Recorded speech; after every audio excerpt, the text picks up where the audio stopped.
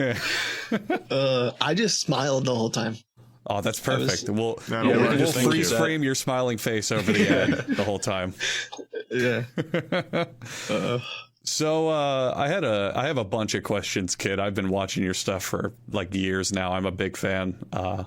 So if you don't mind, so am I. You don't need to add to us. No, but I'm like the bigger fan. Like Jackson's special, Andrew. No, Jackson's like a 2-star. I'm like a 4.5. You know, it's whatever.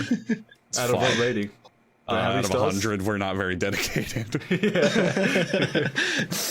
I wanted to know, so there's a lot of rumors that float around on how to prevent scams on your end. Like, okay, do I never answer the phone? Do I answer it and then tell them to stop calling? Do I do this? Do I do that? What would you tell people who don't have elaborate $1,000 equipment setups to fight scam baiting? How should they go about stopping it? Yeah, well, this is maybe more tech savvy people. Funny enough, I use VoIP numbers for my everyday communication. So like my mom, the number that she has isn't like a Sprint or Verizon number. It's a VoIP number that forwards to my phone. And a lot of the numbers that you buy are previously, like I bought it for $2 or something, right? And it previously was used for robocalling. So initially when I would call my mom, she would see suspected spam caller or whatever, but it was me. And funny enough, I never get robocalls on my VoIP numbers. I think because they know in their system that. So one hack, the scammers will hate you, is if you just buy old VoIP numbers, but that's kind of complicated. So I think in an easier... Plus, it's like playing the lottery, right? You don't know if you're going to get a scam number. Yeah. Right, you could also get one that's on every list ever. So you're right. Yeah. I think I usually tell people, I do notice, so those same VoIP numbers I use for the stream and the YouTube videos, once I talk to a scammer and they know I'm a human being, it's over. I'm on a bunch of lists. They sell my number to a bunch of other scam call centers, and I will forever get calls on that number. So for sure, I do think, even though it's somewhat of a myth, if you don't answer your phone, unless you know who's calling you, I think that's definitely of value. Do we need but it kind of sucks, to especially if in the you first need... place? What was that? So I was gonna say we need laws to prevent this sort of shit in the first place. It's ridiculous to me that like a company can just sell your phone number and all of your information to various companies in the first place. That it is a scam. How is that for legal? Car warranty? You've heard of the car warranty scam? They're like, I've been trying to reach you about your car's extended warranty. Well, here's how it works.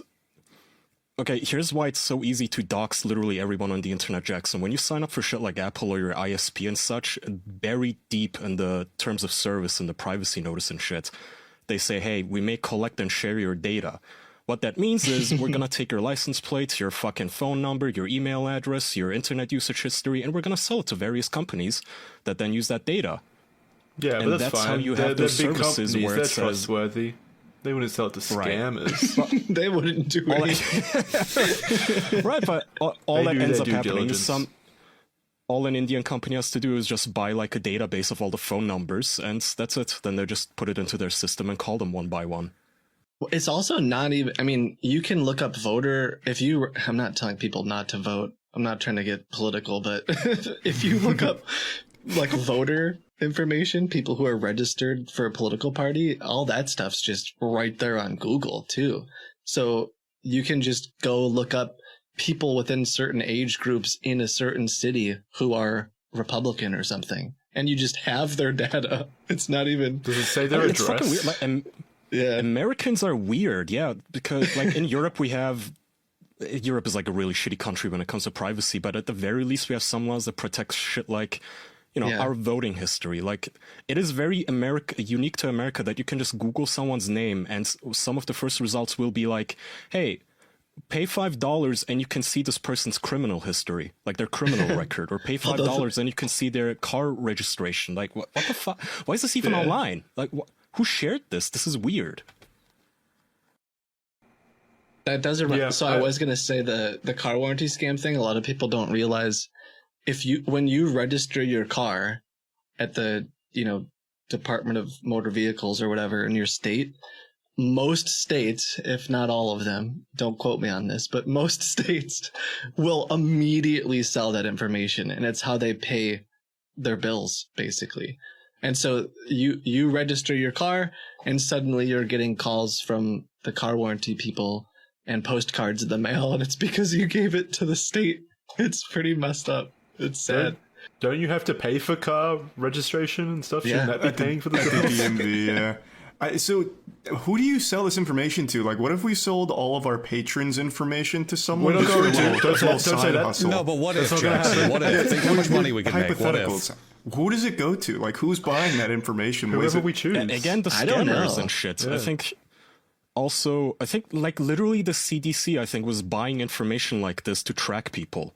I think that was a headline I read like a couple of weeks ago. People buy this shit, dude. It's information. They all like it. Well, you just said the CDC was buying this information? That the government, shouldn't they have this information? I have no idea. I don't know why they're buying it from like different companies, but couldn't they just get it all from the DMV or whatever? From? Where did you read that? Was it Facebook or like a verified? No, it was an actual news article. I have no Facebook, I promise. I'm just messing with you. I don't know if I know the exact organizations that buy that. That'd be interesting to look at. So are they like entire businesses set up to handle the transaction of information? So like Google, Twitter, all those tech conglomerates or whatever sell the information to this specific business, and then that business finds buyers? Like, are they middle? I would imagine they'd have to be middlemen. Probably. But because I would venture to guess that there's some, I guess I would say legitimate companies, like sales organizations that want to know. That deal in data. I mean, I think I'm a pretty big supporter of privacy, and I think it's crazy anyway. But found it.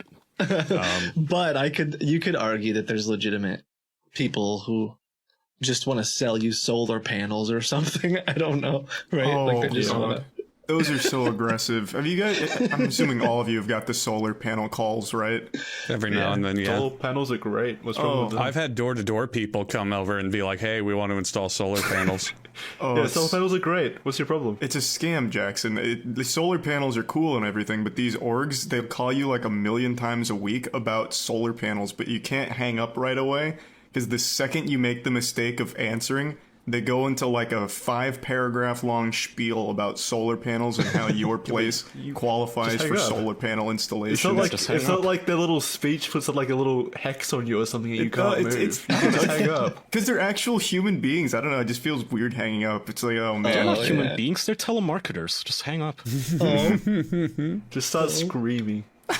Do you Is he really afraid? Like, So what do you do when you go to a store and they say something like, "Do you want to sign up for our rewards program and get 5%?" Like when they go through their whole spiel at the checkout, do you just smile? I throw my shit on the floor and run out the exit. Unironically, I just sit there and smile until they're done, and I just say, "I appreciate it, but I'm good." I sometimes feel bad. Like I know that they have to do it for their job, but I'm thinking I don't want to do any of this. I want to talk. I flip the tables on them. I go, "Do you want to? It sounds like a great deal. You should sign up."